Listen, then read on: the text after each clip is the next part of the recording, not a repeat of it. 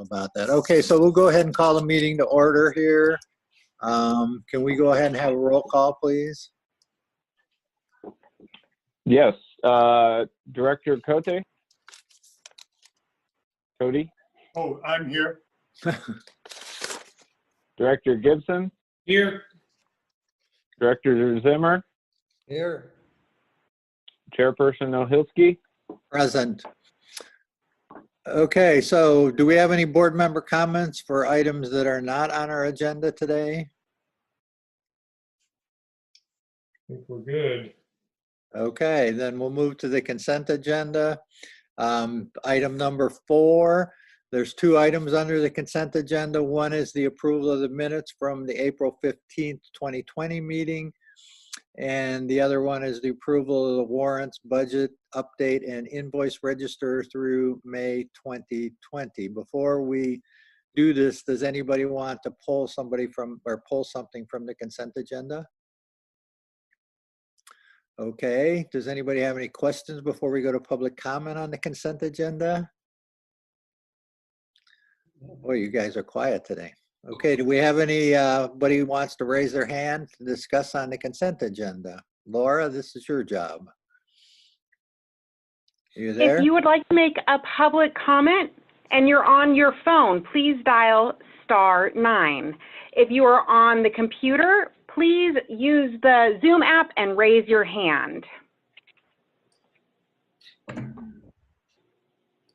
There's no public comment at this time. Okay, can we have a motion then to adopt the consent agenda? And a second, please. Cody So will moved. make the first, he'll make a motion to accept the consent agenda. Second, Bruce. Okay. I don't think we need a roll call vote, so all in favor? Aye. Aye. Cody, yes. Mark? Yes. Thank you. Okay, we'll move on to the executive director's report, item number 5. Daniel? Thank you, Chair Ohilsky. Yes. Item number 5, executive director's report. Again, just a reminder, the format for this report in the agenda packet, and I direct you to the agenda packet, is items that have been changed significantly from the previous month's executive director's reports are underlined to aid in the reader's review. Other items are retained just for historical reference. So I'll go through the executive director's report, mainly just hitting on the primary items that have changed or that are that staff at the BMC parties have been having discussion around. So starting with funding and financing programs, the Prop 1 groundwater grant program, I believe that the BMC staff had investigated this funding program for round 1 and unfortunately was not selected for a grant associated with this program. I just want to, however, update the BMC that there will be a 3rd round of funding through the Prop 1 groundwater grant program, and that so there is an additional opportunity to pursue funding through this program. I believe the projects that would need to be submitted would likely need to be tailored to meet the specific goals and objectives for this funding program, but a project such as a community nitrate facility could be a potential eligible project. So I just want to bring that up. Staff with the BMC parties will continue to discuss potential opportunities within this program.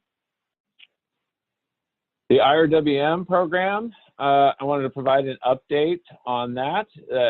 The Los Osos CSD had submitted an application for grant funding through this program back in December of 2019. That project was included in the Department of Water Resources draft recommended funding list that was released May 7th. And so funding through that program should be coming, and I'll talk about the timeline for that later. Prop 1 stormwater grant program. I wanted to highlight that the round 2 of this funding program is now open and accepting applications. One potential project that qualifies for funding under this is the Urban Stormwater Recovery Project at 8th and El Moro. It's my understanding, however, that likely to be competitive for this funding, the project would need to be fully designed and more shovel ready than the project is, based on my understanding. And then finally, the Water Recycling Funding Program grant. This is the grant funding opportunity that we've discussed at the last several meetings for the transient model. That continues to be an opportunity for funding for planning initiatives to help the BMC move certain projects or water resource initiatives forward.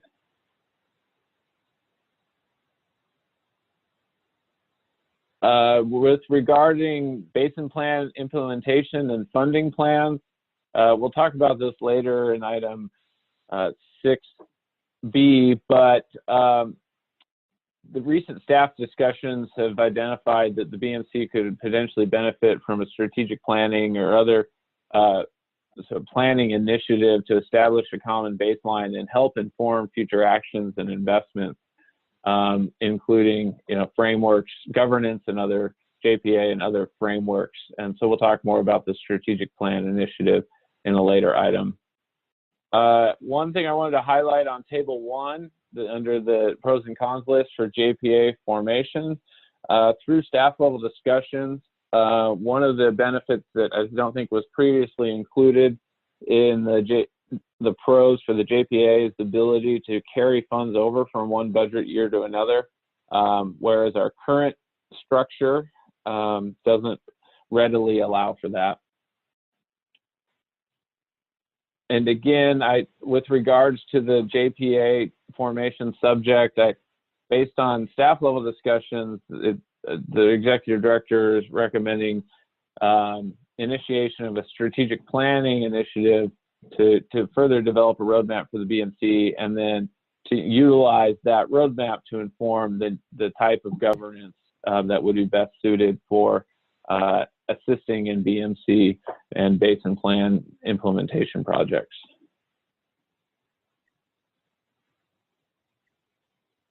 Regarding Program B implementation, I just wanted to highlight that there is a potential budget item for calendar year 2020 for funding and organizational studies. This would be a budget item if the BMC wanted to move forward, that would fund a consultant to assist in developing updated basin plan and project cost estimates, reviewing different governance structures, and funding mechanisms for implementing the basin plan. Moving to the land use planning process updates, I just wanted to highlight under the community plan that county planning staff is currently finalizing the EIR and preparing for a public hearing draft of the community plan, and Planning Commission is expected to hear the community plan in summer 2020. The update on the habitat conservation plan is that staff is currently working on finalizing the environmental documents and the management plan for the preserve system. And then I don't have an update on the ADUs. However, moving to the Los Osos wastewater project, I just want to highlight that 2,355,000 gallons of recycled water was provided to Sea Pines in April. 35.46 acre feet of effluent was disposed of at Broderson, and 0.99 acre feet at Bay Ridge Leach Field, for a total disposal through May 1st of 160.23 acre feet. With regarding enforcement of sewer connections, just the update is that county has assigned new staff in code enforcement to Los Osos, and they will be reviewing the status of the outstanding cases.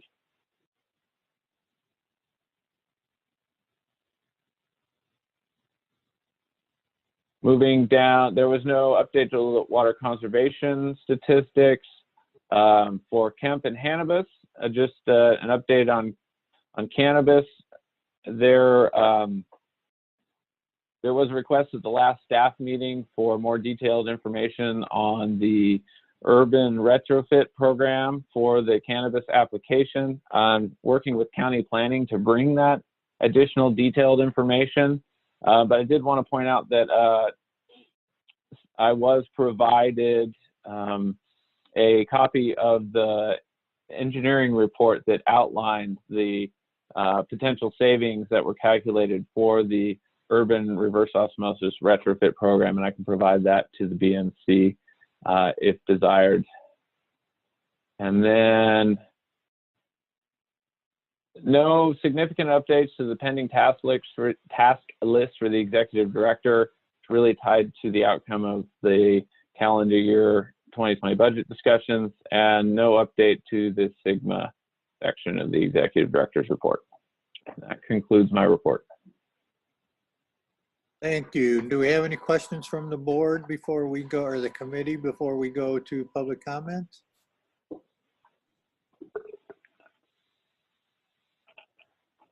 No questions from Cody. Anybody else? I have just a couple of questions real quick. Regarding the Los Osos community plan, you mentioned that we've provided some comment on the Los Osos community plan, the BMC, and I just wanted to kind of maybe get a clearer understanding of what our role is, and if we need additional, if we need to provide additional comments or input into the process. I know the county's working hard at releasing that and putting it in final form. So is there anything that we need to do from the BMC, I guess, that's pending on the community plan? The other section that I had a comment on is just the strategic plan for the implementation of projects. So I think we're going to talk a little bit more about that later. And then the cannabis hemp information. So you mentioned having a engineering report. I think it would be good to, I'd be interested in taking a look at that. And you said you could provide it to the BMC. And so is there, same kind of a question, is there any input or comments that need to be provided from the BMC regarding the process of cannabis and the retrofit program? Those are my, yep, thank you. Yeah, so Bruce, could you maybe talk a little bit about the community plan update? Because I think you have more familiarity with that than anybody. Sure, be happy to. Yeah, I don't think there's anything pending that, further comment from the BMC. The planning department, county planning department has got a timeline that gets us in front of the planning commission in July, and that's dozens of small details need to be put forward there. We have provided the Coastal Commission staff, which is really the end game. You're familiar, the community plan goes to the Planning Commission for recommendation to the board, which, should see it in the fall sometime. And we hope to be able to then act on it and send it to the Coastal Commission for their certification by the end, get that to them by the end of the year.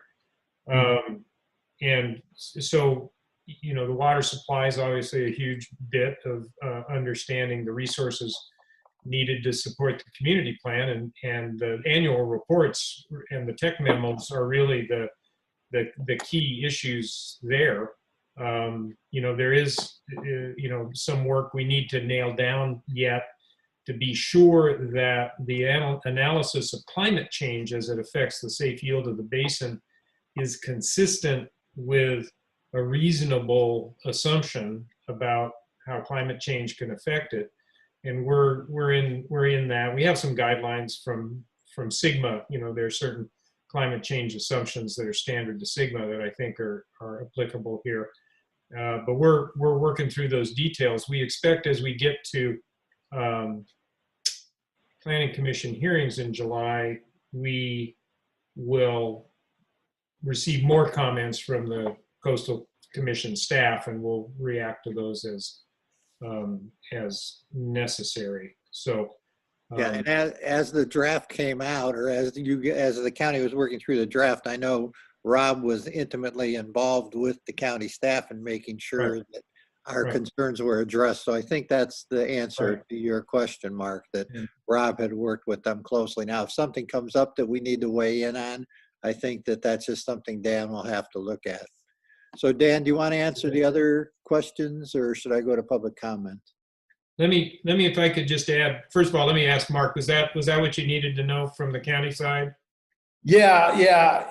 I guess I just wasn't involved in Rob's input, so I just wanted to make sure that you were receiving Oh, yeah. input and information, and you weren't really, Okay. yes, waiting for something.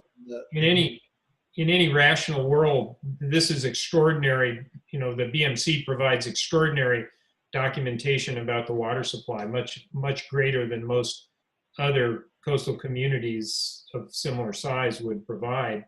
It just remains to be, seen, to be sure that coastal staff understands the technical details, and we can wrap that in the community plan. The only other thing I wanted to mention was on hemp. So the board acted on rules for growing hemp that amounted to a de facto ban. Just about the board majority took the Planning Commission recommendation that had been vetted by a whole bunch of committees, and then decided to up the parcel size to 400 acre minimums to grow hemp.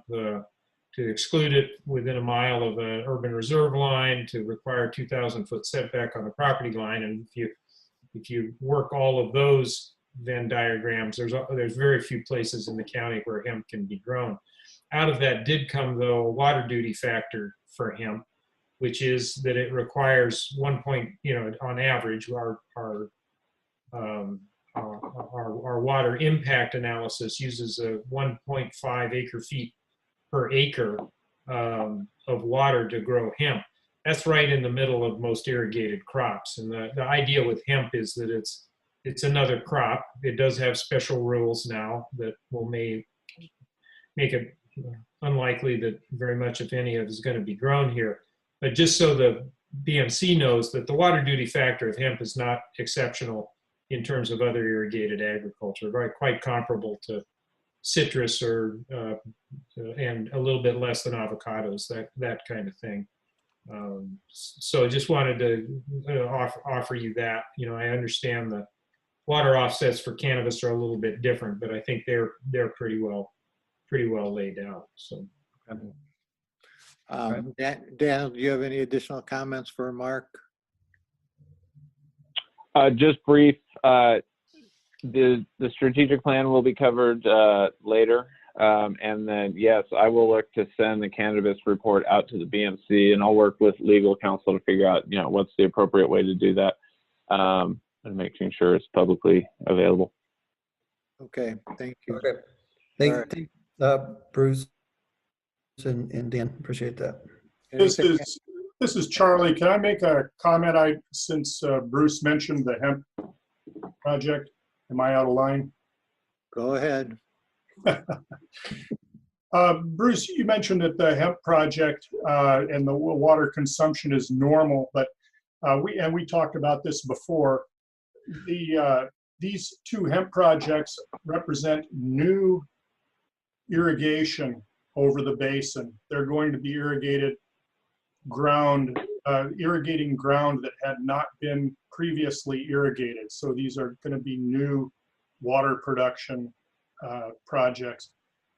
I don't like that very much, but since we're going to have to do that, can we make sure that these are metered irrigation projects? Well, so the deal is that hemp is considered a crop like broccoli or lettuce with an asterisk next to it. And the only asterisk is that you have to have a certain minimum parcel size, a certain setback of the planting from the property line. There is no project or permit that actually gets issued for a hemp grow. You submit what's called a site plan application to planning, and if you meet all the standards, that permit is just issued. It's not a matter of discretion. So it would be very much like somebody looking at a field and saying, "Hey, I want to grow cauliflower there." But Bruce, let me interrupt here. What I think Charlie's talking about in the executive director's report is the cannabis application, the development plan that's being processed. That's the item that I think is the new thing here. Okay, well, if it's cannabis, then it has to look at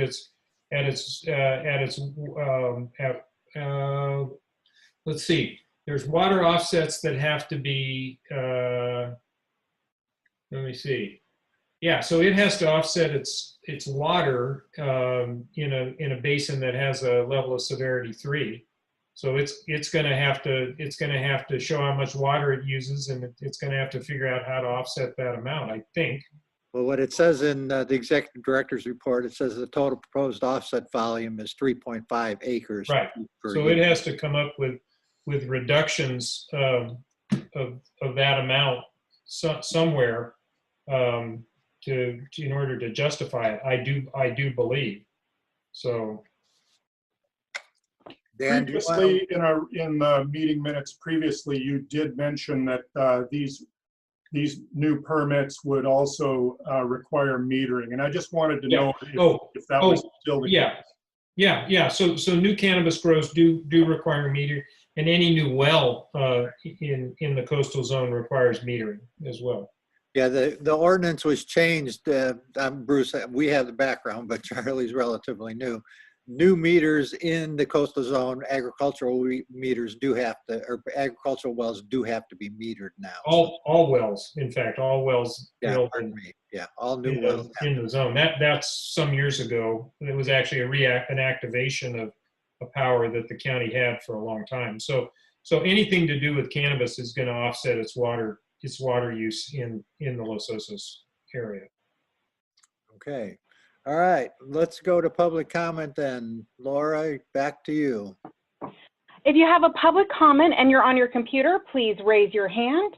And if you are on your phone, please dial *9.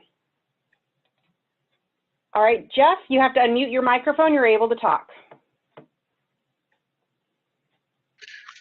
Thank you, Mr. Chairman. Good afternoon, committee members. My name is Jeff Edwards, and I wanted to speak to your item number 5, Executive Director's Report. My first observation is that the funding opportunities available and BMC initiatives, as well as basin management plan projects, they're all going to be shaped by the strategic planning that I believe you're going to be taking up under 6B. So until the strategic initiative or strategic planning is accomplished, I think we're going to be struggling with these various topical items under the ED report. And I'm going to just give you a handful of examples. One, the whole idea behind Program B or nitrate removal is very much up in the air, especially as it relates to a centralized facility. So pursuing any grant money for additional Program B projects, I think, may be misplaced. Additionally, we've got the urban stormwater recovery. And if that's not a high priority for the purveyors, then I'm not sure we should be pursuing any grant money or that project at all. And then there's the transient model. Is that a priority for the purveyors, or is it a lower priority? I think we really need to dig in deep, and I hopefully 6B does do that, and I'll certainly have comments accordingly. But further into the ED report, I wanted to let your committee know that the county's resource summary report in the water section for Los Osos that'll be discussed at the July 7th Board of Supervisors meeting. It's my understanding that the level of severity for water supply in Los Osos will be reduced to LOS 2. And so again, staff report is not out on that yet, but that's my understanding. As far as ADUs are concerned, the board's also going to take that up at its June 16th meeting. That's the Board of Supervisors. And once they approve, it'll go on to the Coastal Commission for certification. Regarding recycled water, I noted in the 2019 annual report that 71 acre-feet was delivered to the Sea Pines Golf Course. And I would note that that 71 acre-feet cost about $7,000. That's less than $100 per acre foot. I think we really need to, again, in strategic planning, determine whether or not there's any seawater intrusion mitigation for that, and really if that's a good use of the water. And then just in closing, I would say that the cannabis application that's it's pending with the county planning department right now has a very flawed engineering report. I think it also raises major questions as to policy for those uses and conservation on either side of the creek. Thank you very much. All right, thank you. Do we have anybody else, Laura? Yes, we do. One moment. Hi, this is Lindy. I just caught probably the last 25 minutes of the meeting, but I had a question about, I'm very curious about the water softener collection for the current hemp farm that's out by the sewer, and I can't remember its name. I just find it almost impossible to believe that that would function very well financially for the hemp farm, offsetting of its mitigation 1-to-1. Do you have more details on that? Are they meeting their collection level, and how is that working? And that's all I have right now. I'm sorry. Okay, thank you. If you have any other public comment, please dial *9 if you're on your phone, or please raise your hand if you're on your computer. There's no other public comment at this time. Okay, then I'll bring it back. There's no action required on this item, so with that, we'll just go ahead and move forward to item number 6. The action items, the first item is 6A, update on the status of the Basin Plan infrastructure projects. The recommendation is to receive the report and provide input to staff on future direction. Okay, Daniel. Thank you, Chair Ohilski. Yeah, wanted to provide a couple updates on Basin Plan infrastructure projects. I think some good news relative to moving these projects forward. Starting with Program A, the Upper Aquifer Well on 8th Street for the LOCSD. I referenced it earlier, but this project is on hold awaiting grant funding from the IRWM program. Again, that was preliminarily awarded in May. The final award is anticipated in mid-July, executed agreements in spring of 2021, and the CSD is currently envisioning construction completed in summer of 2021. So long-awaited grant funding, one step closer to being obtained. Moving to Program B, regarding the community nitrate facility, just wanted to highlight that the BMC party staff had a discussion and just made a change in how the Golden State's Program A blending project is characterized and described in the annual report as well as this status update report. But as shown, the Program A blending project might be capable of being expanded to be the first phase of the Program B community nitrate facility. Previously, it had been described such as it could be the first phase, but really I think it what we're trying to clarify is that the current facility is not intended for future growth or part of Program B, but any expansions of it could be considered a component of a Program B community nitrate facility. And then the third update is with regards to Program C and LOCSD's expansion well number 2. Following the limited production results of the Site A test well, the LOCSD is initiating an environmental screening of the remaining expansion well locations to inform the recommended well site for expansion well number 2. At its May 7th meeting, the LOCSD awarded a contract to prepare the environmental constraints analysis, and the schedule for the analysis and the presentation of the recommended location is to occur over the summer with a presentation to the LOCSD board at their August 2020 meeting. And those are the significant updates to the basin plan infrastructure projects. Okay, do we have any questions from the committee members before we go to public comment?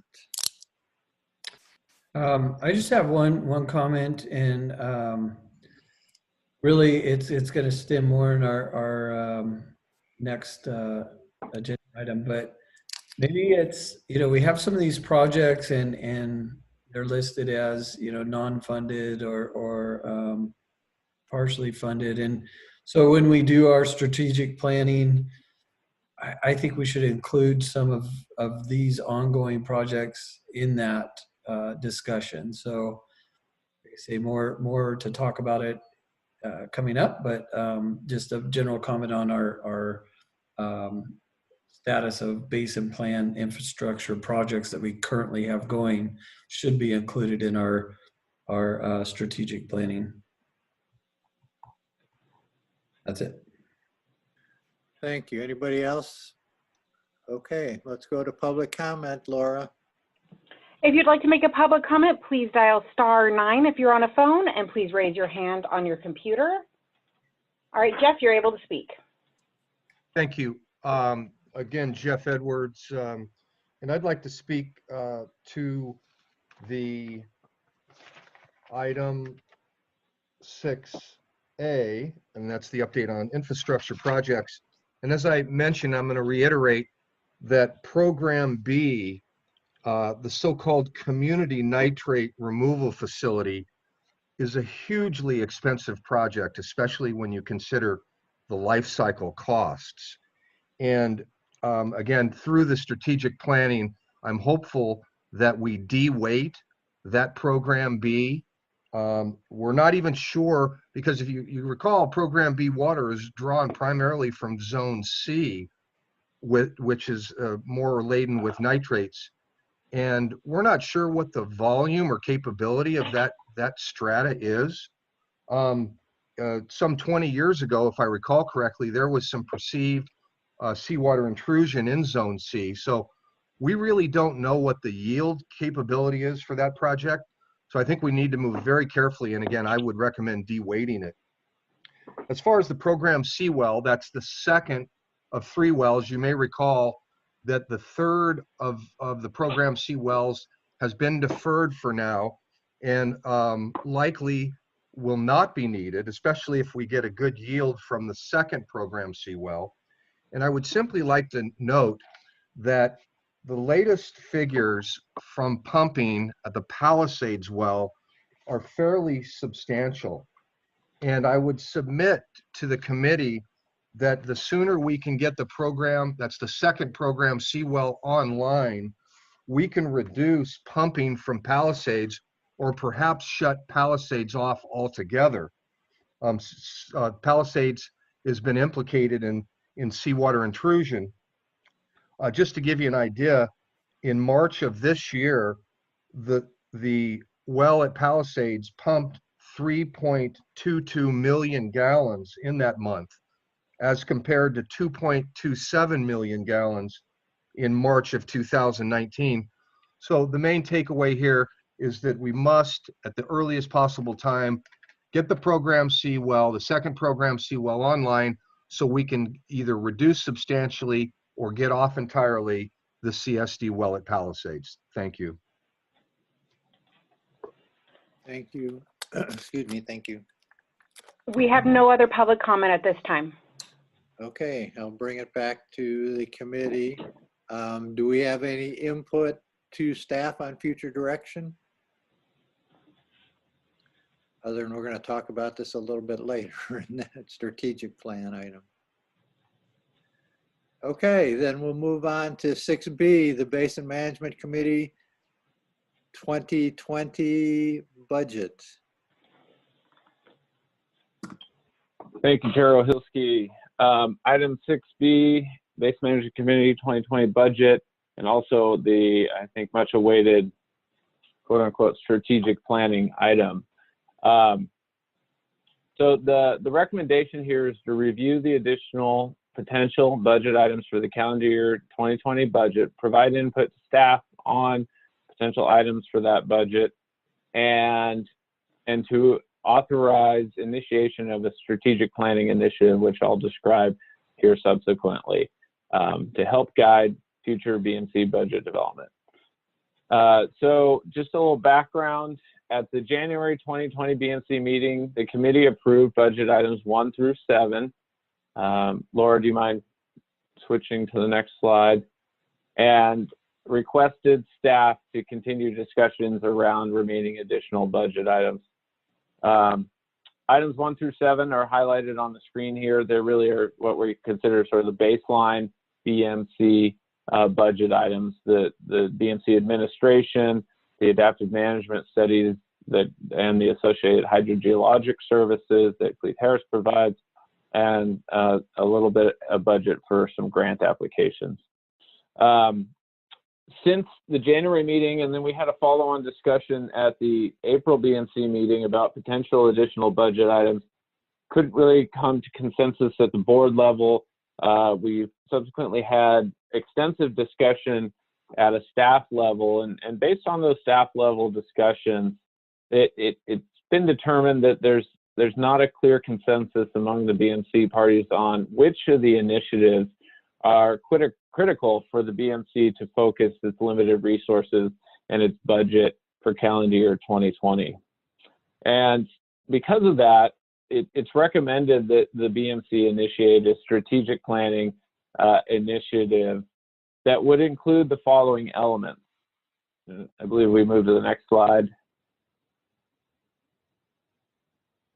This strategic planning initiative, and we can discuss terminology for what we want to call it, but really would look to outline the accomplishments of the BMC and the BMC parties towards the implementation of the Basin Plan. It would look to establish a baseline understanding of the roles and responsibilities of the BMC as outlined in the stipulated judgment and the Basin Plan and other relevant reference documents. It could include development or an update of mission statement and or goals and objectives of the BMC. And then it could include identification of a list of potential BMC water resource initiatives. For example, several initiatives that have been discussed in the context of the calendar year 2020 budget, or just in the context of the BMC in general, but the creek discharge, the urban stormwater capture, potential evaluation of the existing basin metrics, the transient model, funding and financing studies, as well as Mark or our Director Zimmer referenced earlier, ongoing basin plan projects as well. Program C, expansion wells, Program B, nitrate facilities. Really, all of those initiatives could be identified and documented within the plan. The plan could then include development of evaluation criteria and weighting factors, including cost-benefit assessments of the different initiatives, and then a scoring and ranking of the prioritized of the initiatives to develop a prioritized list. And the goal of this prioritized list would really be to help the BMC develop an implementation plan that all the parties can align around and can help focus the use of of the BMC's resources, and this could include a schedule and a roadmap for the completion of these prioritized BMC initiatives, as well as assist in near and midterm budgeting for the BMC parties. One of the challenges I think that we've identified with funding different BMC budgets is each of the BMC parties has a different budgeting cycle, and we've spent some time since the last meeting reviewing each agency's budgeting cycle and timeframes associated with that, and come to the conclusion that the more forward-looking we can be, development of a 5-year CIP or a 10-year CIP could help those agencies budget for potential future BMC initiatives, and at least help eliminate some of the accounting and budgeting limitations for being able to move forward. And then, the overall goal is that the strategic plan would help build consensus around how the BMC focus is its efforts and its funds for future water resource initiatives, and really aids in the implementation of the basin plan. So that's recommended direction that the executive director is providing. However, I want to be cognizant that, in the event that the BMC wants to move forward with some of the previously discussed budget items, I included them in the staff report, as well as, if we can go to the next slide, they're outlined here in the PowerPoint presentation. There are some items that we may want to consider including in the calendar year 2020 budget, in addition to, or as opposed to, entering a strategic planning initiative.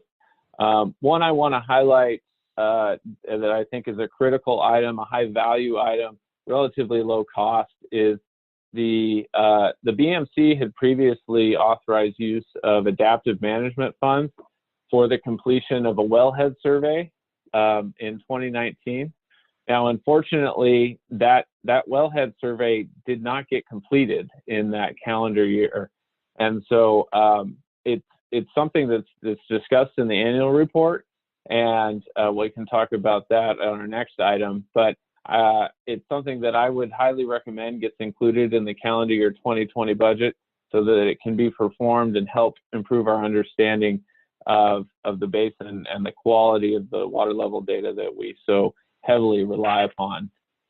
We actually have already received bids and have awarded a contract for $3,500 for a survey firm to complete that survey, but because of the structure of the BMC budgeting and the cycle for the other agencies, this line item would need to be included in the calendar year 2020 budget as a separate line item, or funded through one of the existing line items to be able to move forward. The other items for discussion quickly, and I won't go into a lot of detail, but just as we've talked about these in the past, are the creek recharge and replenishment studies program, but really one specific component, which is the soil aquifer treatment evaluation with an estimated remaining cost of $45,000.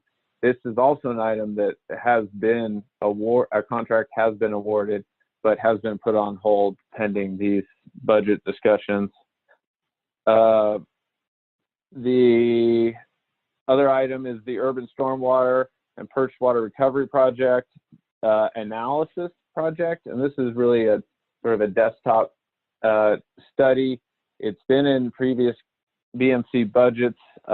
We have a proposal that's been provided to staff and has an estimated cost of $15K.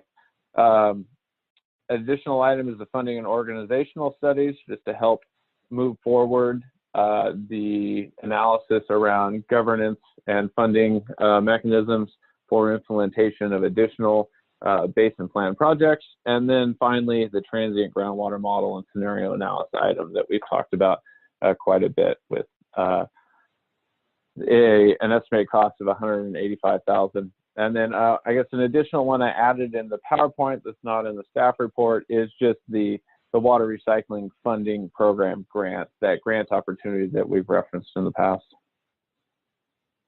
Moving on to the financial considerations. Just wanted to highlight that, you know, the budget items 1 through 7 have been approved. We are talking about potentially including additional budget items that would obviously increase the calendar year 2020 budget.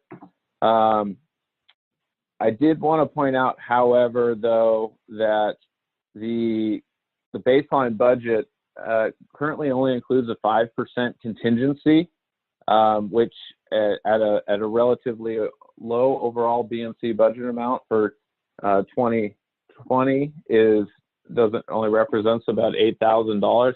Doesn't provide the BMC with a lot of flexibility if items were to develop later in the calendar year that we would potentially want to fund. And so the recommendation would be, if we move forward with a relatively low budget for calendar year 2020, that we increase the contingency to 10% to provide additional flexibility.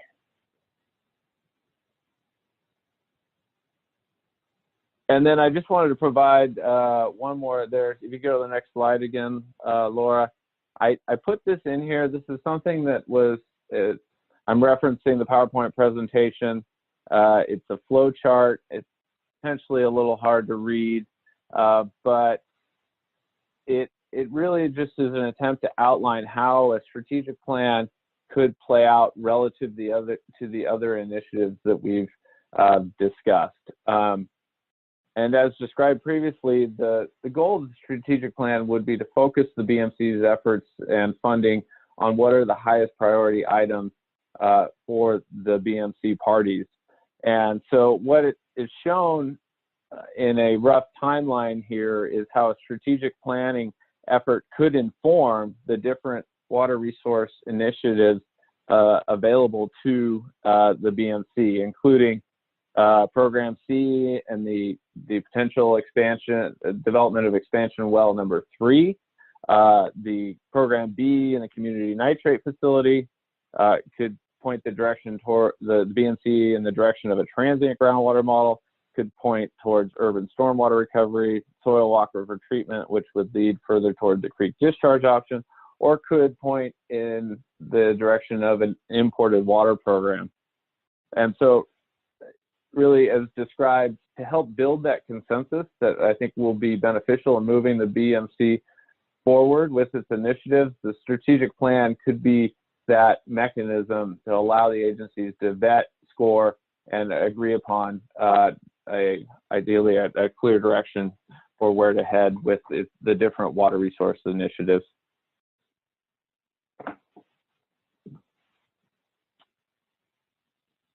That concludes my staff report for this item. Okay, thank you. All right, commissioners' comments on this before we go to public comment? You'll have also the opportunity to speak after public comment too, so. Yes, I have this is Cody from S&T. I'm curious in general about the adjudicated agreement and when we begin to deviate from the adjudicated agreement. If the adjudicated agreement presently says that the BMC will create annual budgets, do we, and we decide that we're going to create multi-year budgets, do we need to revisit that agreement and make adjustments to our agreement? Yeah, that's one thing that we've talked about internally with staff and legal counsel, is that we may be in the position as we move forward with the strategic planning to have the court go ahead and agree to the changes, excuse me, have the court agree to the changes in the adjudicated agreement. And it looks likely at this point that's the direction we'll be going. And if we do that, if we revisit that, I think that we might also have some adjustments to make based on adaptive management reports that have been written and accepted by the committee also. Right. One of the things we're talking about is it just wouldn't be that change, but it would be we'd go through the entire document, not making substantive changes, but making cleanup changes like the kind you just talked about. So that's one of the things that most likely, depending on how the strategic planning works out, we will have to go back to the court. Dan, I should be addressing this to you, Marshall, as chairman. That's maybe a project that we should begin tracking also. That's a good point. Yeah, so just to clarify, a project to clean up and update potential language in the stipulated judgment. Yes. Yeah, and Okay. Yep. Marshall, if I might, that seems like an obvious thing to do. At the same time, it doesn't strike me as a big deal to accomplish that once the parties can agree to how we're moving forward. I mean, that all comes out of. Right. I hesitate to embark on a strategic planning process because that. No offense, Mr. Heimel, but that sounds like a time suck to me, you know, and a more vague process. I think maybe just a matter of semantics, but I think what we're talking about is an implementation plan for a basin management plan that we've had for quite a while, a bunch of programs, 3 or 4 programs or more programs than that now, 6 or more programs that we have outlined in the course of getting this done. And we just need to sit down and figure out who does what, when, and who pays for what. You know, easy to say and more difficult to do. You know, I'm sorry that staff level discussions couldn't come to that consensus. But that being the reality, let's jump in on this. I mean, I think it's the obvious step forward. We got to organize ourselves. We've got to commit ourselves to a path of action, and let's do it. I guess my only question is, how long should we give ourselves to accomplish this?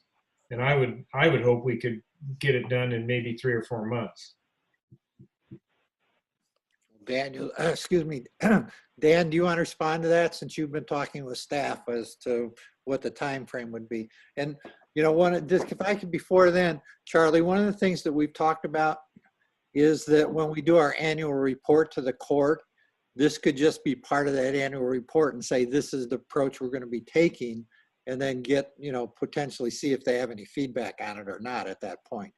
But Dan, do you want to talk about the time frame? And I think, Bruce, you're talking about semantics, but Dan, do you want to talk a little bit about that? Yeah, and I'm definitely open to input on the terminology and the approach. I guess I would want to characterize, I think, based on the staff level discussions, we're not envisioning starting over with a new document. Some of those earlier steps are really just a refresh and pulling out the relevant information from the stipulated judgment and the basin plan regarding goals and objectives.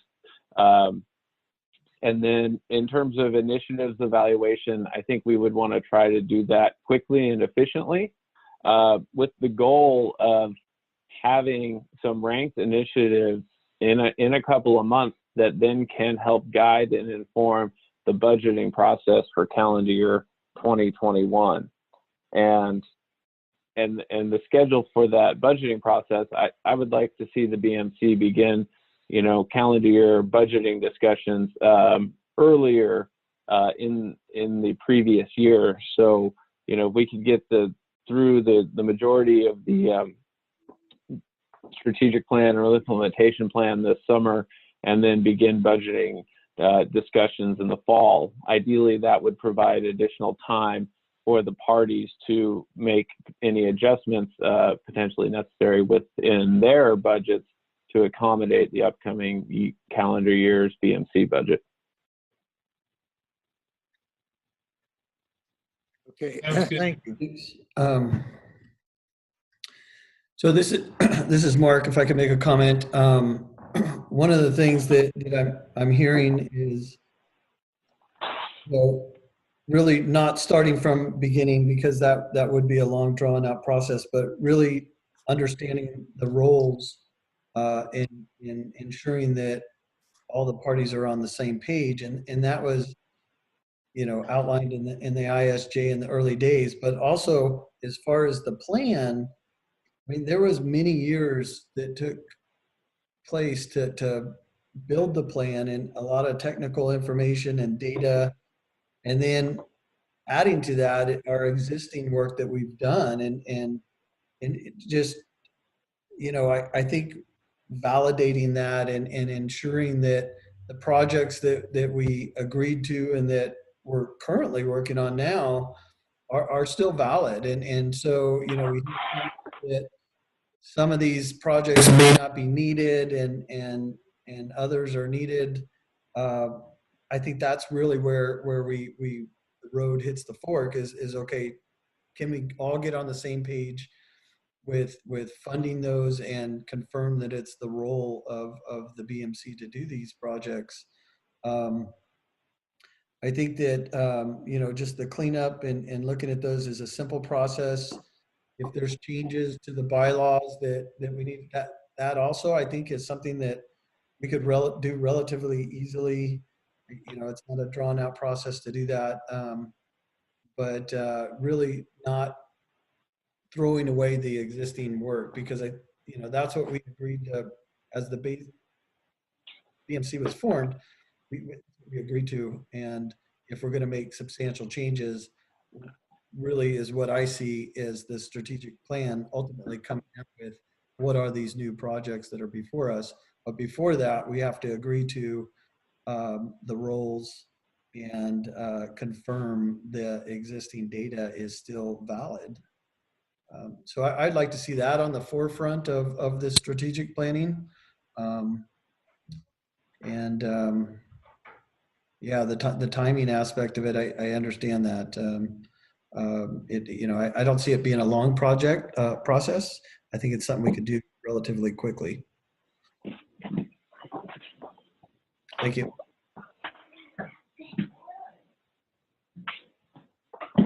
No further comments.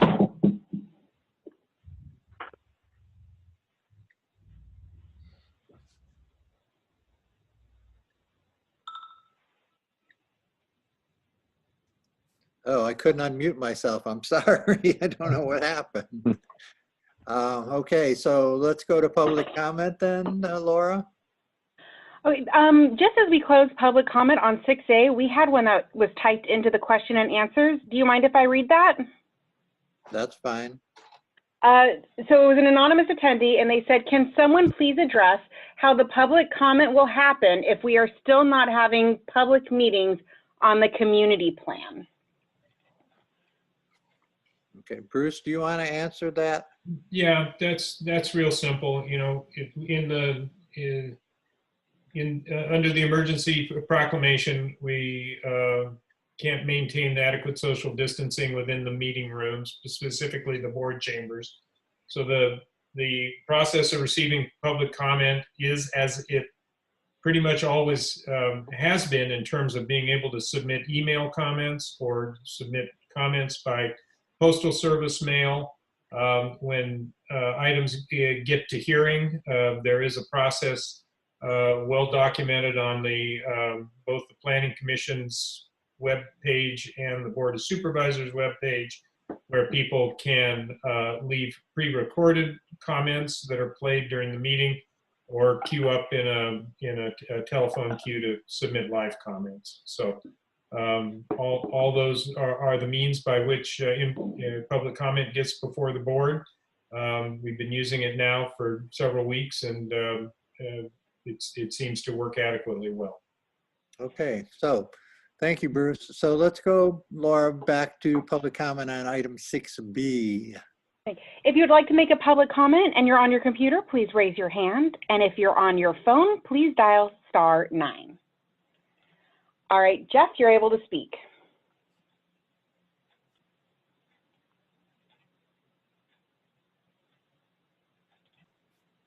Jeff, you there?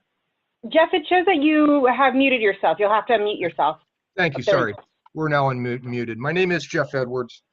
And in speaking to item 6B, I'm glad to hear that we're discussing an abbreviated version of this strategic planning effort. As most of you know, the Basin Management Committee has been meeting for over 5 years.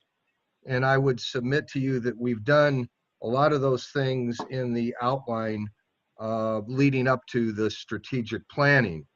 And in fact, it's my view that we could develop a list of 10 to 12 projects in a matter of minutes.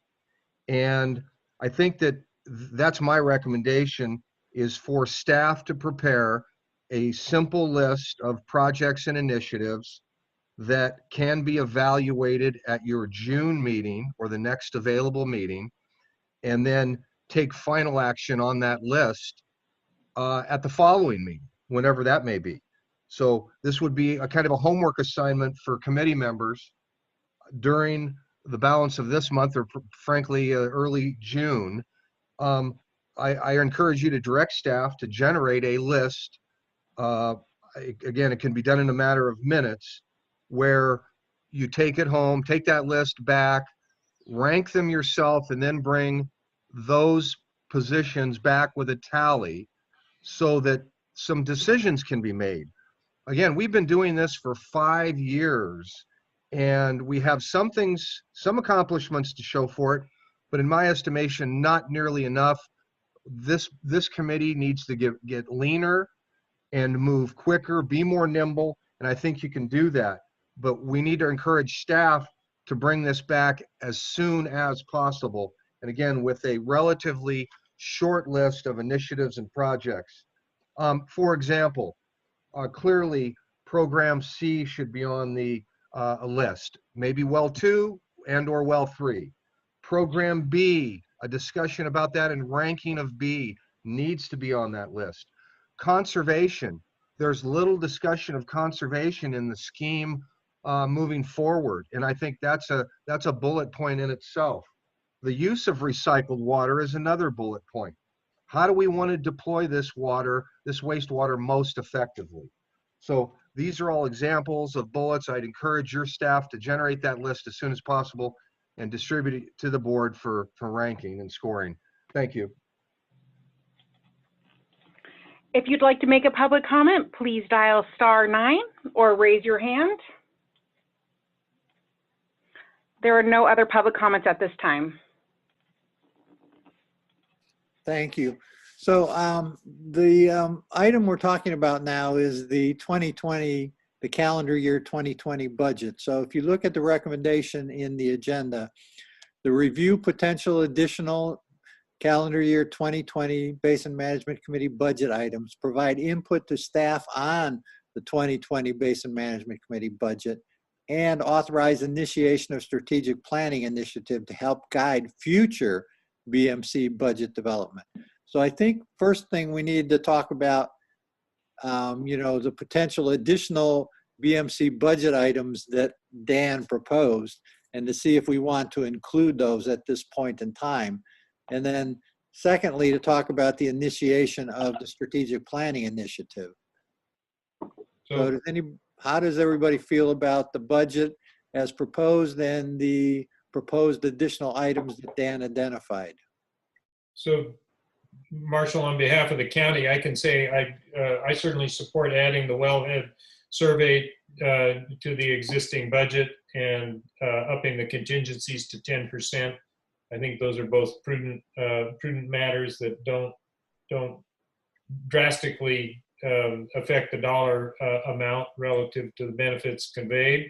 And I think we maybe just ask Dan to provide us an outline of a timetable, sort of maybe an agenda for some number of meetings, both of the committee and of staff, that would walk through the relevant issues of developing whatever we're going to call it, strategic planning or implementation planning. So those would be my recommendations. Yeah, and we talked, Bruce, about doing a strategy session, informal meetings with staff, but unfortunately that's very, very difficult to do with Zoom. So yeah, well, I'm happy to talk on the phone. I mean, you're thinking of staff getting involved, that would be great. I think each board member could communicate with Dan their interests. Out of that, acting as a facilitator, he could prepare an agenda or a Right, with a series of series of agendas that would comments, walk right. us through what we need to figure out. Right, what the comments that were raised by individual commission Right. members and, yeah. Exactly. To me, it's really straightforward. Yeah, no, I'm totally agree with what you're saying. So Mark and Charlie, what do you want to do here? Well, as far as S&T goes, we would heartily approve an effort to prioritize budget items and create this roadmap, and a prioritized list, have the committee vote, approve the prioritization and then put them in a roadmap. Yes. I'm looking at the on page 3 of this, the 2020 budget baseline figures, and there's a total figure of $184,300. Is this, I just have a question about this. This, I think, is in addition to the budget that we've approved already for 2020, or is this the entire budget? I don't think that this is the entire budget for 2020, is it? This is Dan. This is the entirety of the approved budget for 2020. There were a number of other items that showed up on different budget alternatives at the last meeting, but none of those items have received BMC approval for inclusion in the budget. Okay, it looked like it was 40% higher last time we looked at it. Okay, Yeah, this is That was a proposed alternative budget package with some additional items. yeah. If you go back to page 2 where it says financial considerations, it says the BMC previously approved the baseline budget shown below, inclusion of additional budget items. And that's what I think we're talking about now that Bruce raised. Right. And my two were $3,500 added for the wellhead survey and another $8,800 to bump the contingency to 10%. Right. And I'm totally supportive of that, like I said. Yeah, I think S&T would support that also. Okay, so let's talk about that, and then we'll talk about the strategic plan in a second. So Mark, do you have any additional comments other than what Bruce and Charlie and I just talked about on the budget? Not regarding the budget. I think that is acceptable. The 3,500 and the 5% increase on contingency. Okay. Should we take a formal motion on that, Marshall? I'm gonna add, that's what I was just gonna do, Bruce. Ask for a motion to adopt that recommendation. So moved. We have a second? Okay, I'll second.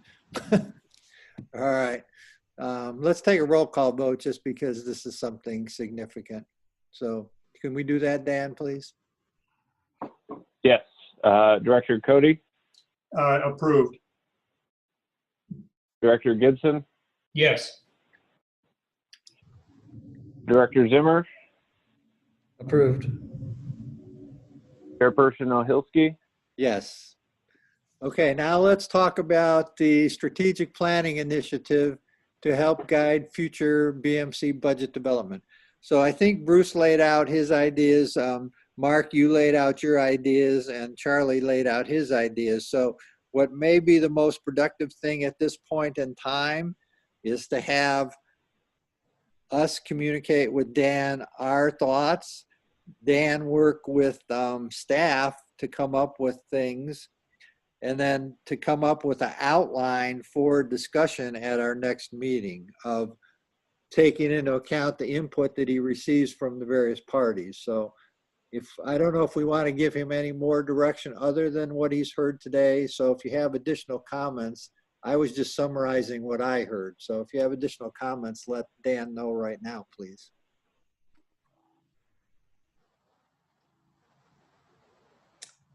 No additional comments. Okay. Well, I guess from S&T, from Cody here, the way I understand this is that the BMC staff will go away, make a list of these projects and weight them and score them and bring those back to the BMC committee, possibly even including a roadmap for approval. I think that was the idea, yes. Well, yeah, so that was one part of it, but I still struggle with just making a list of projects without some type of validation or Right. understanding, because how is that different than what we have today? We simply started making a list, and that's where we ran into problems. So I think the basin plan was really developed off technical documentation and input from all the parties, and so we just need to validate, is that criteria still the same or not? And I don't think it's a big drawn out process, but I think we definitely have to have that foundation that there was a yield of the basin, and we've heard that. Is that still valid or not? I mean, the other real component of this is, existing users of the basin and new users of the basin, and defining that, and ultimately there's an opportunity there that could help existing users. The new users could financially fund some of these needs, and the benefits would pour over into the existing users. So I think we need to look at that as an opportunity also. So really would like to see some type of foundation or support to back up the list. And it's not just simply projects that we think are good and well intended, but they fit the role and the need of the basin is really what I would be looking for. Yeah, I think those are good comments also. So, Okay.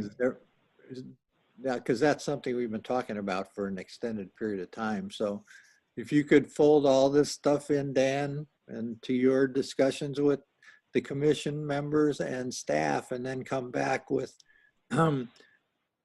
yeah, I hate to call it a strategic plan or an implementation plan, but because I don't want to get into, talking about what we're calling it, but I think everybody's on the same page at this point, if I'm not mistaken. So Dan, do you have any questions before we move forward on the next item? Yeah, I guess it'd be helpful for me just to clarify. So I guess what I'm hearing is following this meeting, connect with the BMC directors as well as staff, and compile input on what they would like to see included in this process and how they would like to see this process play out, and then bring back to the next meeting, potentially June, an outline for how we're going to approach the strategic plan or implementation process. Is that correct? Taking into account that we already have all this plan in place, as Mark said, and all of these items that we're talking about as part of that plan, and making sure that there's still a quote unquote engineering justification for them, and the conditions haven't changed such that they're no longer valid. So I think that's, it's not just subjective input, but it's got to be objective data backing that up too. Yes, Correct. engineering justification and policy justifications for, yeah. Right. Okay. All right. Thanks for that, Charlie. All right. So yeah, if you have any additional comments, get them to Dan, and then so we'll move on to the next item, which is item 6C, the presentation of the draft annual report. Can I ask a question? Do we have legal counsel on the phone here? Who's our legal counsel today? Nobody? Okay. Ben Doerr's on the phone. Oh, is he? And Yeah, Rob Saperstein. Okay. Can I ask a question, a legal question right now? If we don't have any significant changes to this draft annual report, can we go ahead and move adoption today, or do we have to have a subsequent meeting? You can think about that question until we're done with comment here, but I just wanted to lay that out, because and I'm not trying to prejudice anybody, but it looks like, you know, we've talked about this and I just don't see that there's going to be significant comments that are going to require to bring it back for further discussion, and that hopefully we could just get this off our table today. Okay, Dan, I'll move it over to you for your presentation.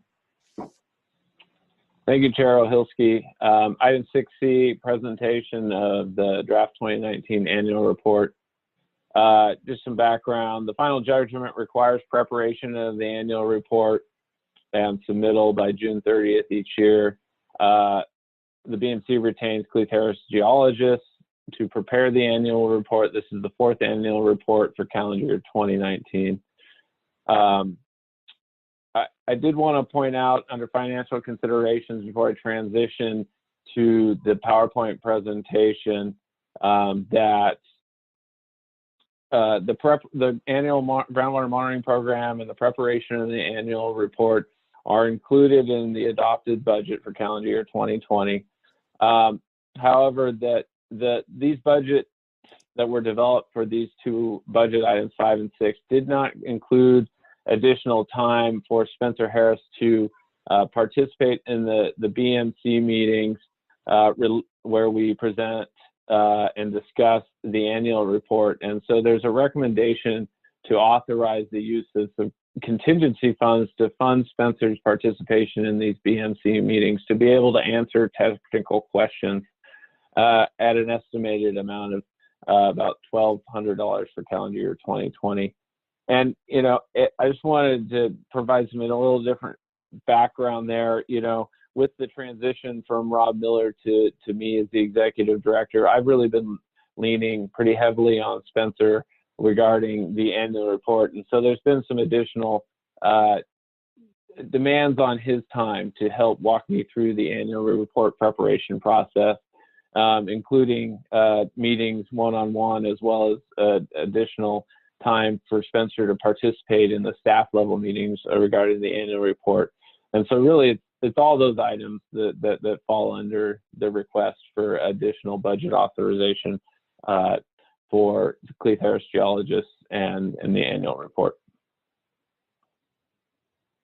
Okay, and then transitioning to the PowerPoint presentation. First slide, just wanted to provide a brief I pulled out some key elements from the 2019 annual report that I'll walk through. Some of these we talked about in our preview at the last month's meeting, and others are new. But I just wanted status summary updates. 2019 was above average rainfall year with 23.9 inches recorded at the Los Osos landfill, rain gauge station number 727. Additionally, 2019 saw the lowest municipal and overall groundwater production observed in the last 7 years.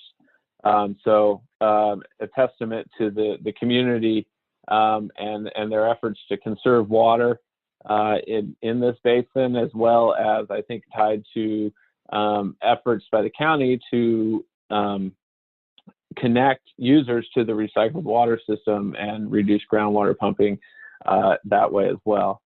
Other summaries, we did present these last time, but the basin yield metric had a calculated value of 69 in 2019.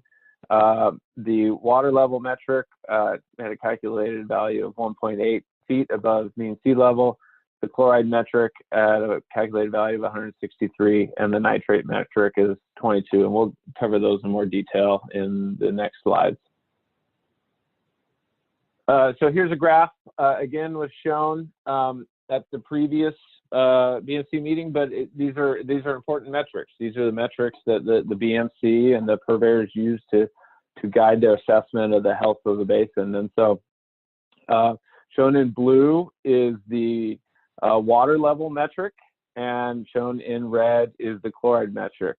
And unfortunately, with both of these metrics, we saw a slight degradation in 2019, with a slight dip in the water level metric and a slight uptick in the chloride metric.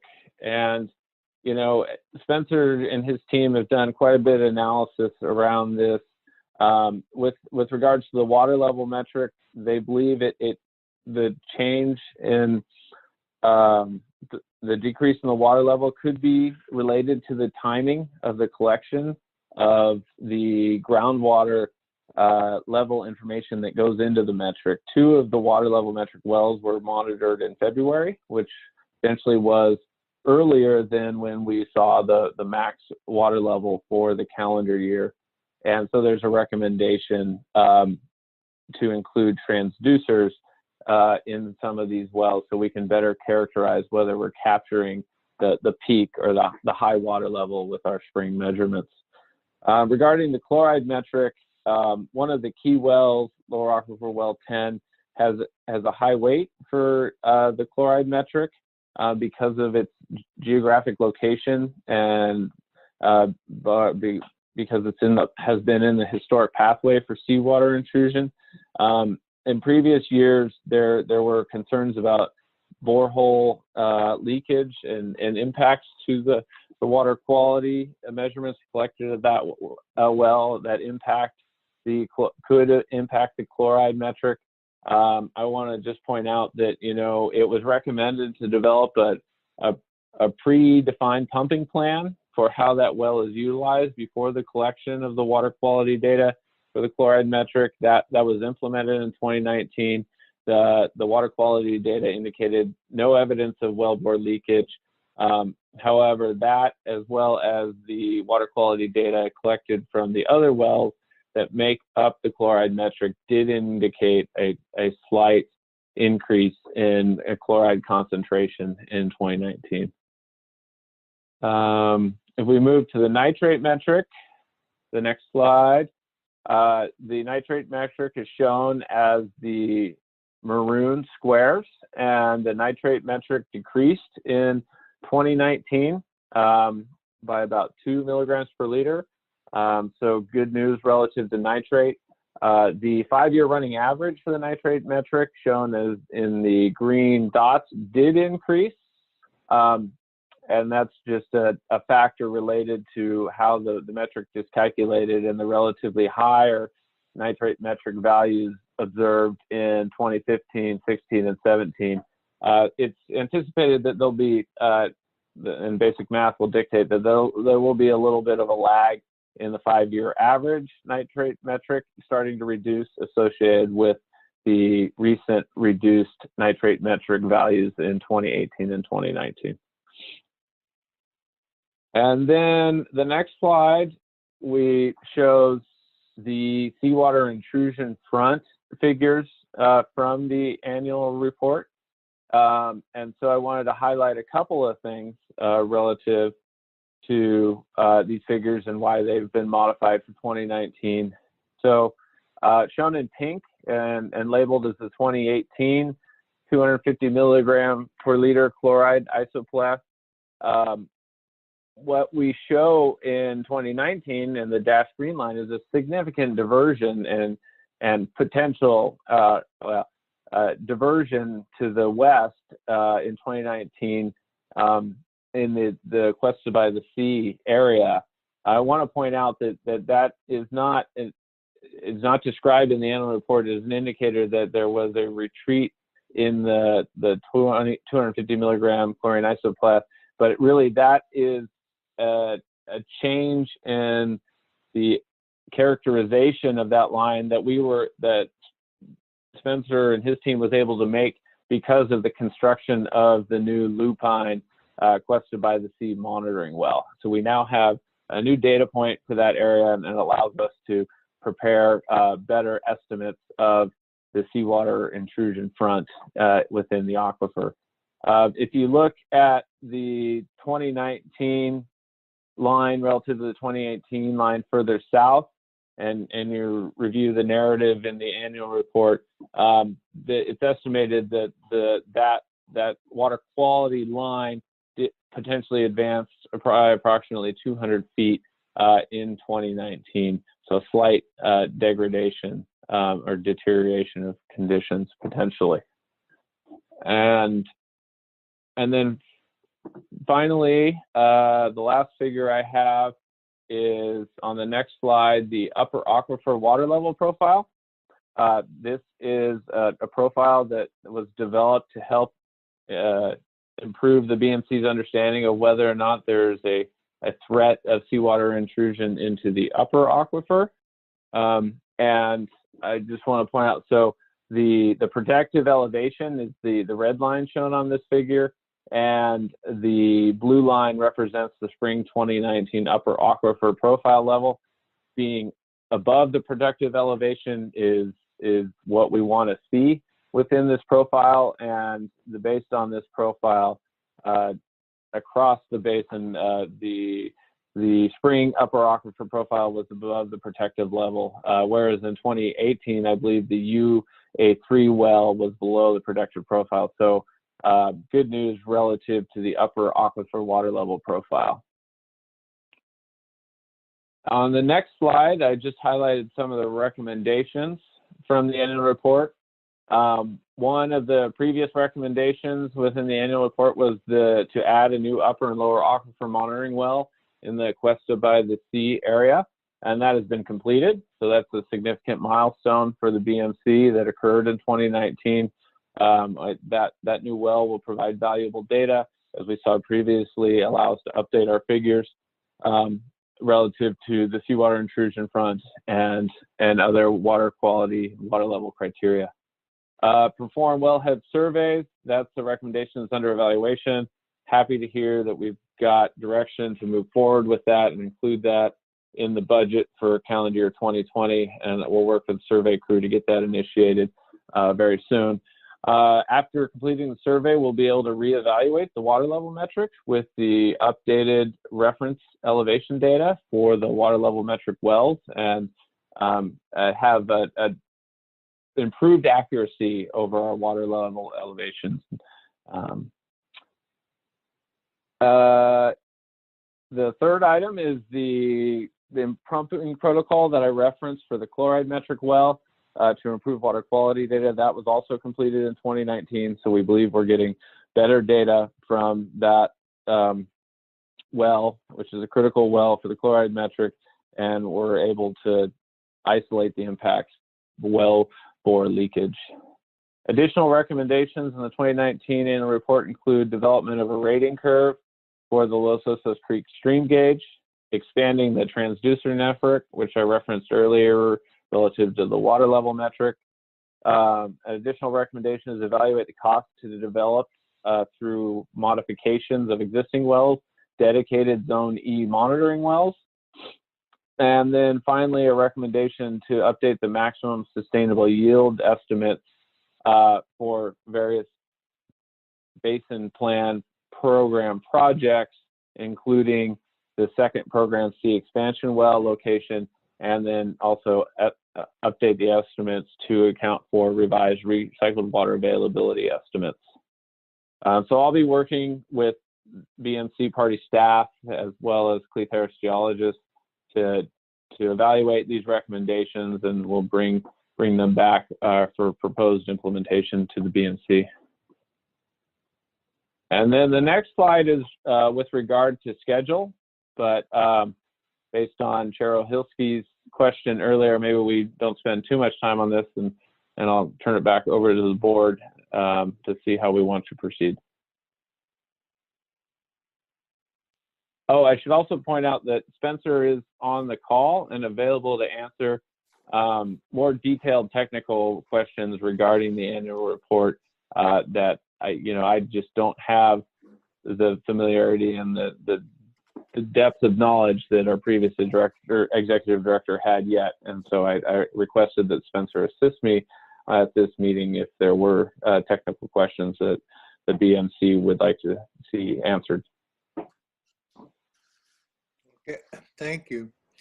Okay, so do we have some questions from the commission members? If I could, Mr. Chairman, just to confirm, Dan, you went through a discussion of the details of the chloride metric, the water level metric, and the nature of the added monitoring in Cuesta by the Sea. Are discussions of all of those going to be included in the annual report?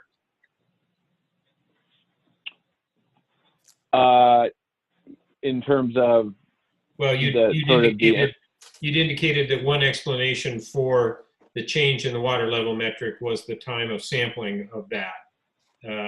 You said it was February. It's typically, if I remember, been April. And so is that going to be called out in notes or other narrative in the annual report? Yes, I believe it. I believe all that information that I presented is included in the annual report. So the question of whether or not there was wellbore leakage affecting chloride metric and all that same. Yes. Okay, great. And then Marshall, just a comment. I know county staff is still working on comments. So far as I know, they're still working on comments as of a day or two ago that they were expecting to present by tomorrow on the annual report. So as much as I would love to get this off the desk, I think they would like to go ahead and proceed with the June 17 meeting. Or, well, we may not have that meeting, but the next meeting. The next, however, whatever one we get to that makes it happen. Well, we have to have it done by the end of June. So whether we have it on the 17th or whatever. Right. Whatever it is, but just one more, one more cycle here so that we can get those comments in, and I think that'd be a good thing to do. Okay, any other comments before I go to public comment? Okay, Laura, back to you. Okay, so legal counsel Saperstein, he sent a note, and I'm just going to read that out loud. Okay. He said, regarding the annual report process, there is no formal requirement to obtain public comment before submitting the annual report to the court. The requirement is to make the report available to the public, not necessarily before it is submitted to the court. Historically, the BMC has allowed for public comment before submitting the report to the court. The current annual report has not yet been distributed to the public. The BMC could authorize the ED to make the report available to the public and consider whether any comments warrant further consideration by the BMC. If no substantive comments are received, the ED could authorize submission to the court without further board process. Or the annual report can be submitted to the court and be made available to the public simultaneously. The filing of the report with the court is pretty simple. Okay. And so if there's anybody who would like to make oh, I'm sorry. Yeah, Sorry, this is Dan. I guess I would clarify. I thought I had heard that in Saperstein's response that the annual report wasn't made available to the public. I would like to correct that. The annual report was released on May 7th, I believe, for public review preceding this meeting.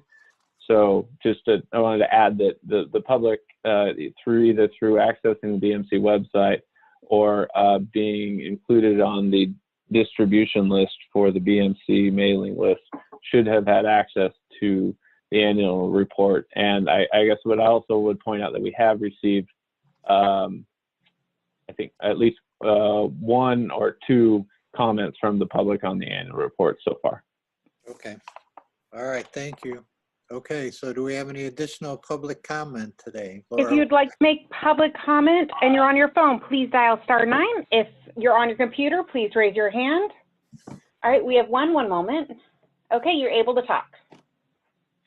You have to unmute yourself, Jeff. Thank you, Mr. Chairman. I'd like to direct the committee's attention to several tables in the report, beginning with table 25 on page 81. And this is a summary of the County Water Conservation Plan. And I wanted to note, first of all, that there's a line item of total funding commitment of $5 million for water conservation.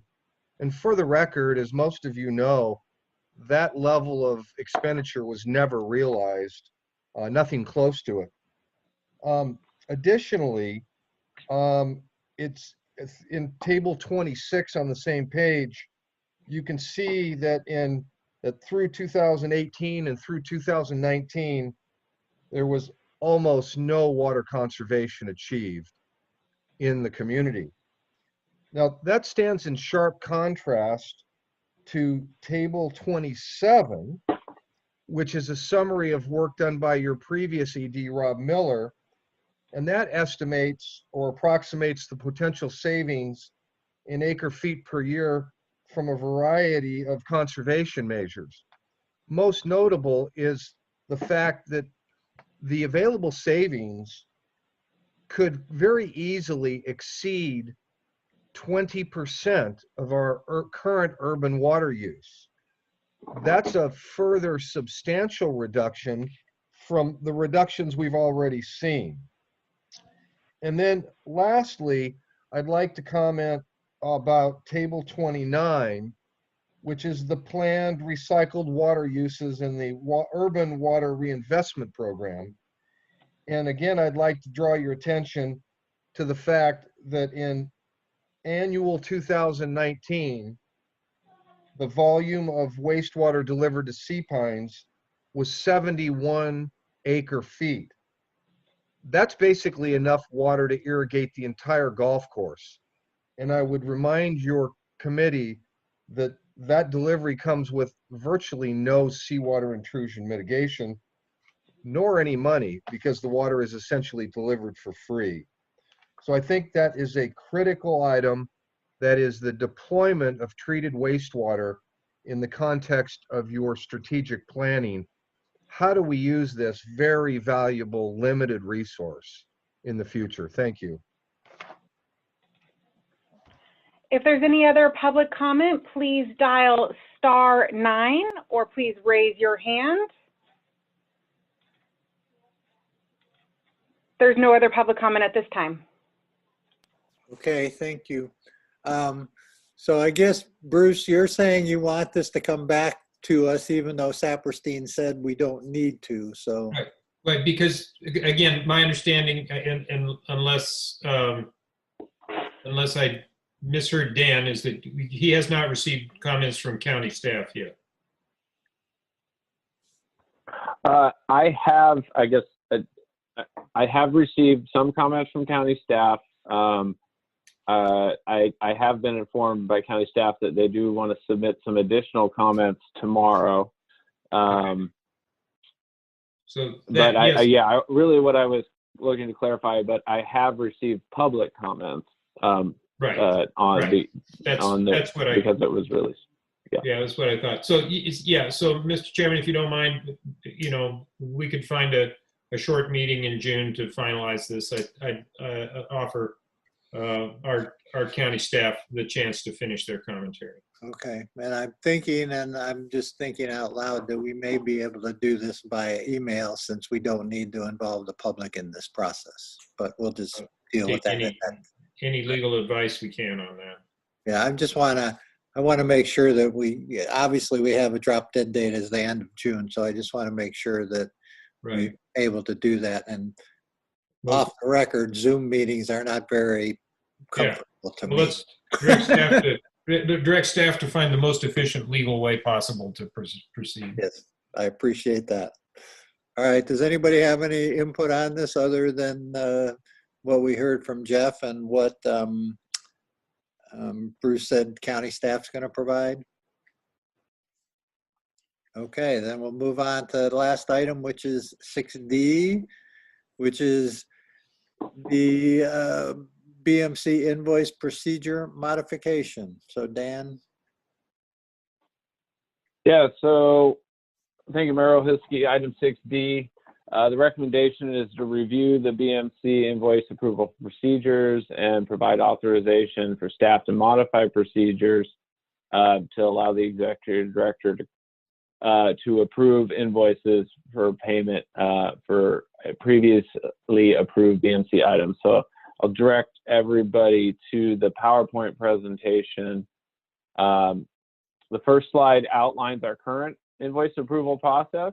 The BMC director and Brownstein are invoiced for work. Those invoices are included in the invoice register for the next available BMC meeting, which could be a month to 2 months away from when those invoices are received.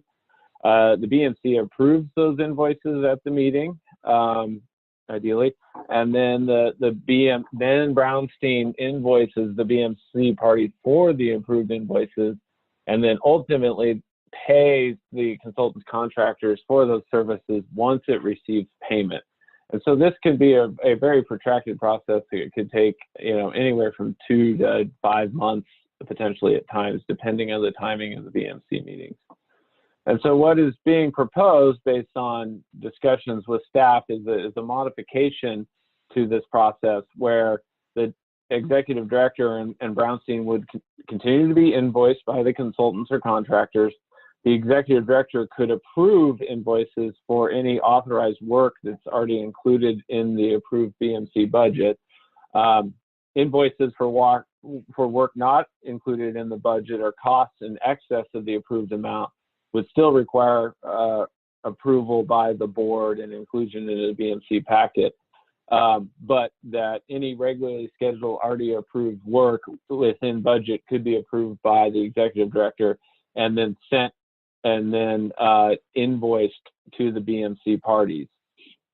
And then the BMC, and then Brownstein would pay the consultants for these services once it's received payment from the BMC parties. So it could streamline the process by potentially a couple of months, depending on the circumstances of the situation. And so this is just an approved, or sorry, a recommended modification to the current invoice approval process.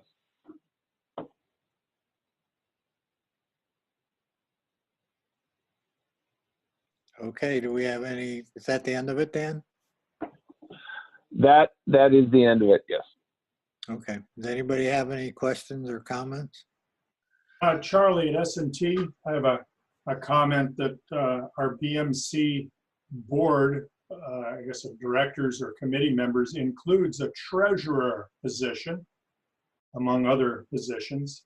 And I wonder if that position might be, the person holding that position might be helpful in performing some of the tasks that are being proposed here.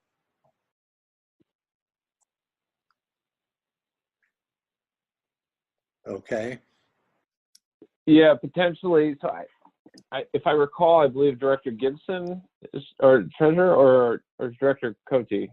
Are you the treasurer? It is Gibson. Cody, It is Gibson. Okay. the recording secretary.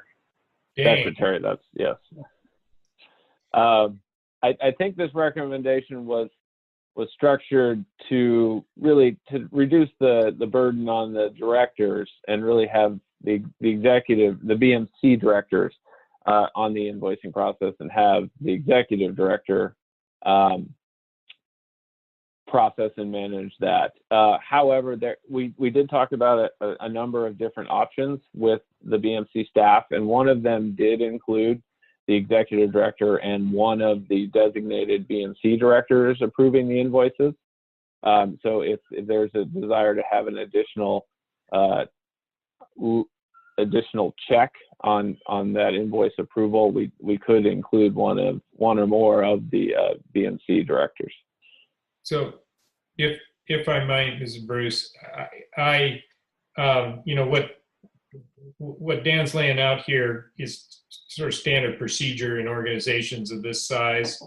And we will get a report at each meeting as to what has happened previously. I'm supportive of what's being proposed there, and maybe we could add that the executive director would consult with the treasurer if there's any question about paying an invoice, and get advice from the treasurer on that. I don't think the treasurer needs to be involved in every single routine payment. We've created a budget and basically allowed an appropriation, and let's be efficient. okay. So what do we want to do here?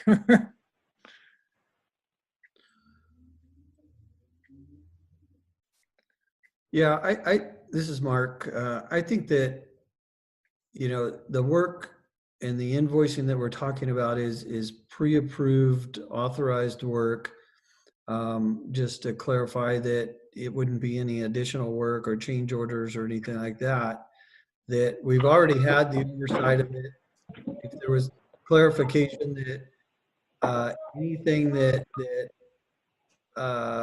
needed to be discussed could be discussed with the treasurer.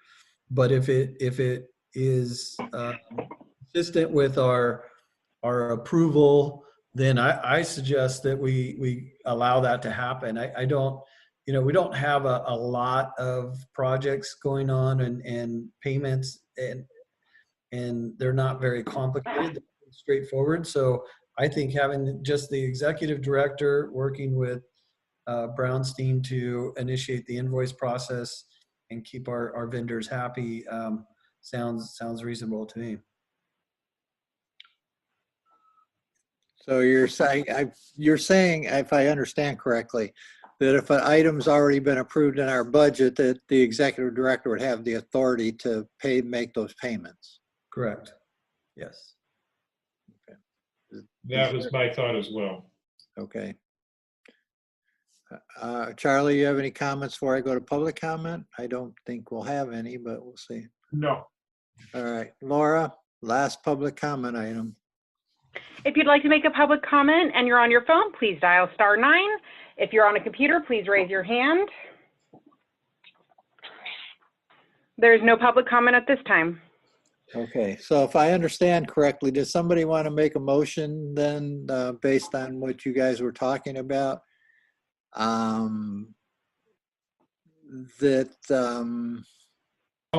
move we take staff's recommendation with the addition of consultation with the BMC treasurer if the ED has any questions over payment of an invoice. I'll second that motion. Cody from S&T.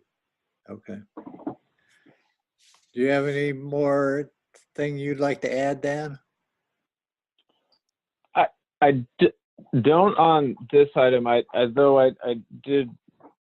It occurred to me that there was a request in the previous item about the use of contingency funds for Cleve Harris geologists, additional service provided regarding the annual report that I don't know that we addressed. And so I'm not going to muddy the water. I'll add that to the motion to approve that. Okay.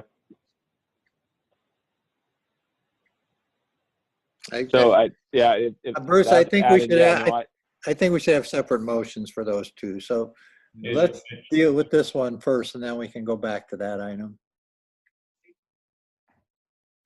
Okay, so we have no additional questions on this item, sir. So we have a motion and a second to go ahead and approve the staff recommendation with the addition that if necessary, the executive director will consult with the commission treasurer. Is that correct? Mm-hmm. All right. Correct. Yep. Okay, let's take a roll call vote, please. All right, Director Cote, Affirmative. Director Gibson, Yes. Director Zimmer, Yes. Chairperson Ohilski. Yes. Okay, Bruce, or pardon me. So let's go back to that issue that Daniel raised about the contingency for Spencer Harris now. So Bruce, you wanted to make a motion to approve that cost of approximately $1,200 Yes, sir. out of contingency for Spencer Harris to participate in the BMC meetings. Correct. Okay. Do we have a second to that? Yeah, Cody at S&T will second that. Okay, any more discussion? I'm going to ask for public comment since this is a new item that we didn't discuss. Okay. If you'd like to make a public comment, please dial *9 or raise your hand. There's no public comment at this time. All right, seeing none, then let's go ahead and take a roll call vote, and that'll be it.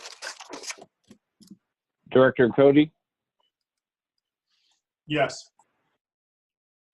Director Gibson, Yes. Director Zimmer, Yes. Chairperson Ohilsky. Yes. Okay, so with that, we'll go ahead and move on to item 7, which is public comment for items not appearing on the agenda. Laura, we're back to you.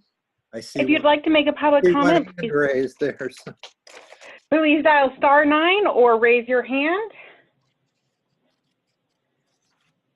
All right, Jeff, you're able to speak.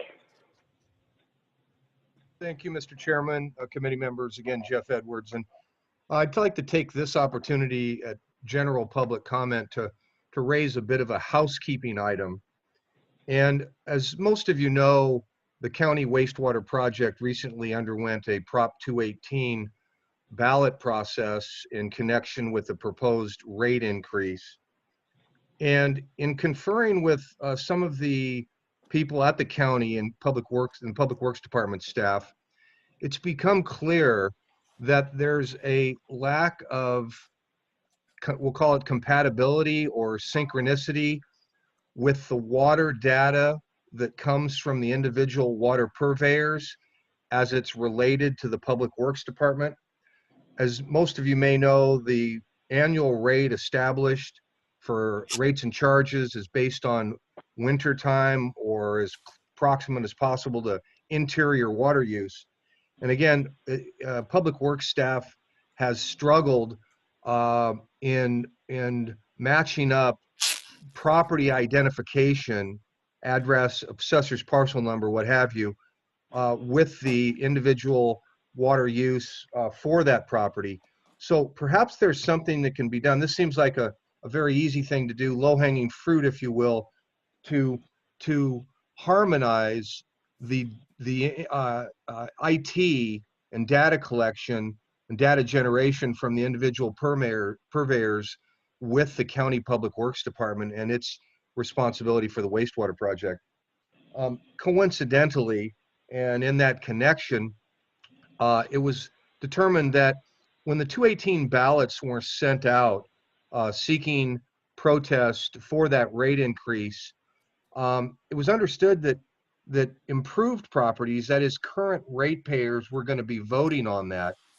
And somehow ballots went out to all the vacant lots in the community in addition to the existing property owners. So kind of an anomaly, and it appears to be perhaps inadvertent or just a mistake that was made by the county in sending ballots out to the unimproved properties. Those are the vacant lots. So I'm not sure what all the implications are of that, but that anomaly I wanted to make you aware of since vacant lot owners were not supposed to get ballots in that 218 process. But back to the main point, I think it would be good for the purveyors to coordinate with Public Works and make sure they have the kind of system interconnection that will allow the work to be done efficiently and effectively. Thank you. Thank you. I see another hand raised, Laura. Yep. Lindy, you're available to talk. Hi again, Lindy Owen. I wanted to run it by, and it just keeps popping into my head. The reason that we went through the process of putting a sewer in was based on nitrate concentrations above the 10% or 10 milligrams per liter minimal that is safe. And it's kind of concerning to see that the nitrate levels are spiking, whether it's because of readings at different times. But what I'd like us to think about is the fact that the nitrate levels around the golf course, underneath Cabrillo Estate, and underneath horse farms appear to be the same or rising. And so when we get nitrate levels just overall and they're rising, I think we need to go back and see where it is that they appear to be going up higher or not going down.